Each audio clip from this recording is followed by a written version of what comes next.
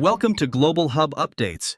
Please subscribe to my channel and press the bell icon for more updates.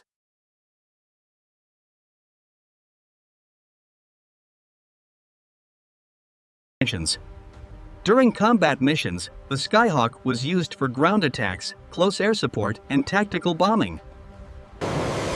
Meet the A-4 Skyhawk, a legendary attack aircraft known for its small and powerful combat capability, designed by Douglas Aircraft. On their way to what could be a one-way mission. They're led by Captain Pablo Carballo, and he and his men are flying old and poorly equipped A-4 Skyhawk jets loaded with bombs.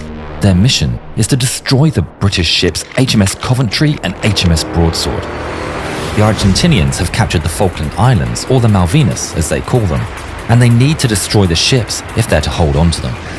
The Argentinians know that two ships have moved closer to the islands to cover ground troops, islands that give them the chance to approach undetected by British radar. Entrando a su rango, no escapen por ninguna razón.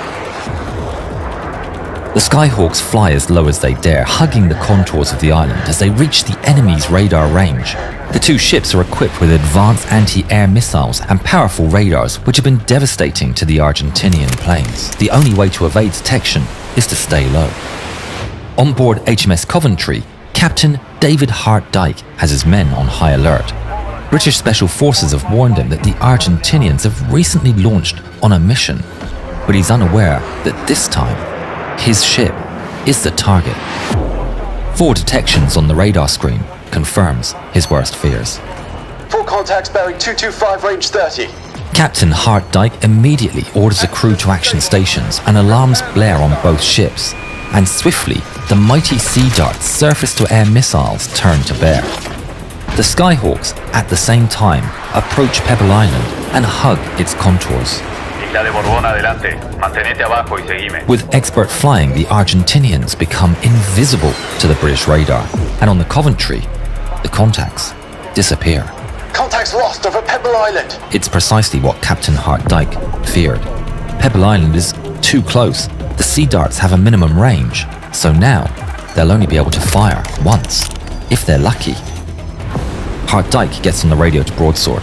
Broadsword, what is your status? HMS Broadsword is equipped with shorter range Seawolf missiles, better suited for a close range fight. On the Skyhawks, Carballo brings his men as close to the ships as he can under cover of the land. His planes have no radar and no warning systems, but at 10 nautical miles distance, they can see the British ships. Comenzando el ataque. Buena suerte, capitán. He and his wingman, Lieutenant Carlos Rinque, make the charge and accelerate to maximum speed while skimming the waves. Aboard Coventry, the two Skyhawks immediately light up their radar. 2 hostiles bearing 192 low level. To add to the confusion, a British Harrier jump jet reports in. It's in the firing zone. Captain, friendly aircraft 20 miles out. A British plane and enemies in the same airspace. Should he fire? In a split-second decision, he chooses the missiles. Turn the Harrier away. Shoot missiles! But the operators still can't get a lock. The Argentinians are flying extremely low, mere feet from the sea. Carballo's canopy is covered in sea salt as he soars through the spray, so low that the radars struggle to track them. Aboard the Coventry, the men's hearts race as they see the enemy getting ever closer. The Sea Dart missiles are failing to lock. Captain Hart-Dyke feels the dread of a wrong decision, praying for Broadsword's Seawolf missiles to do the job. Aboard Broadsword, the men can see the targets. The Skyhawks are flying so close, the Seawolf's radar detects them as a single aircraft. They lock the target as the Argentinians barrel down towards them. But then, the single contact splits into 2, and the 2 sets of coordinates crash the missile guidance system. The missiles are not responding. Restart them. There's no time. Lookouts aboard Coventry see the Skyhawks with the naked eye and shout with alarm. In a last-ditch effort, HMS Coventry's deck guns turn to bear and open fire, soon joined by the roar of personal machine guns and rifles, sailors firing from all across the deck. Carballo sees the splashes of the shells striking the sea and the tracers of the British bullets drawing closer, refining their aim. The enemy ship is right there. he can taste victory. But the shells are getting closer. He can feel it. They're not going to make it. ¡Cambiar otro! He orders to swap targets, setting his sights on broadsword. The two planes pull to the side and away from Coventry's guns, roaring by her deck as they line up their pass. The two Skyhawks pull the triggers and their 1,000-pound bombs are released. They fall down into the sea and splash onto the ocean's surface. It redirects them upwards as they bounce, skipping like stones. Broadsword sailors see the two massive bombs bounce twice as they head down towards them. One bomb hits the sea and sinks short of the broadsword, but the other doesn't. It punches straight into the side of broadsword. It's deflected upwards and it bursts out of the deck. It flies on, tumbling as it falls into the sea, without exploding. Cabello is dismayed, but they're not done yet. Coming in behind them is the second flight of First Lieutenant Mariano Angel Velasco and Ensign Jorge Nelson Barranuevo. They are equipped with less powerful but more reliable 250-kilogram bombs. Aboard the British ship, they now see all 4 contacts on the radar, and Captain Hart-Dyke orders an immediate turn to starboard to allow the missiles to fire at all contacts. Coventry's missile operators get a lock on Velasco, and the Sea Darts turn directly towards them. Shoot! There's a bright flash on Coventry's deck, and the missile rockets out in a plume of smoke. Just as it does, Velasco and his wingman fly lower and lower over the water. They disappear from the British radar, and the missile goes straight. The sailors are aghast as the missile loses track and flies away. Velasco sees the missile fly off 500 meters to his right, but his eyes are locked on HMS Coventry. As he fast approaches, Broadsword, meanwhile, is restarting the missile systems as the Skyhawks fly in towards them. Sailors nervously stare at blank screens as they're on a race between the Skyhawk and the rebooting computers. Come on! The screens come to life and the sailors get to work. The Skyhawks are detected and appear on the Seawolf radar. The launches turn and the target is locked. But then, on their screens, they see HMS Coventry sail directly in front of the launcher. The Coventry is in the way! In their rush to cover all targets, they've blocked the only missiles that could actually fire. The Broadsword's captain tries to maneuver to get a clear shot, but it's just too late. In the Skyhawks, Velasco and Barranuevo are approaching their target. On the Coventry, Captain Hart-Dyke orders all turrets fire at will. Cannons and machine guns join in, firing with everything they've got at the incoming planes. The main 4.5-inch gun is sending its shells towards the sea. The men realize the sights are misaligned, but that's not the only malfunction.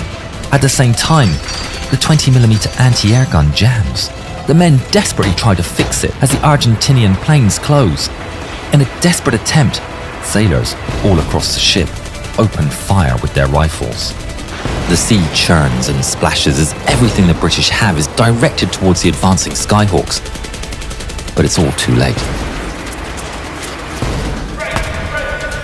Echo over the intercom, and commanding officers order everyone to hit the deck. Men jump for cover and hold on, waiting for the inevitable.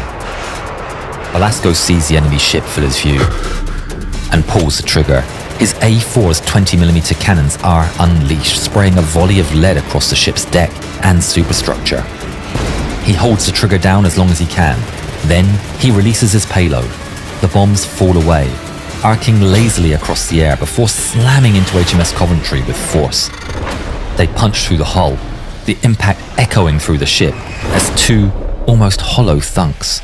But there's no explosion. The second A-4 roars overhead without dropping its bombs, the payload failing to release. Seconds drag on. The men start to get back up, looking around with fear and confusion. A voice comes through the intercom reporting damage, but they never get to finish their sentence. The bombs detonate. Two huge explosions rock HMS Coventry. In the air, the Argentinian pilots are elated to see smoke pouring from the Coventry. They've done it.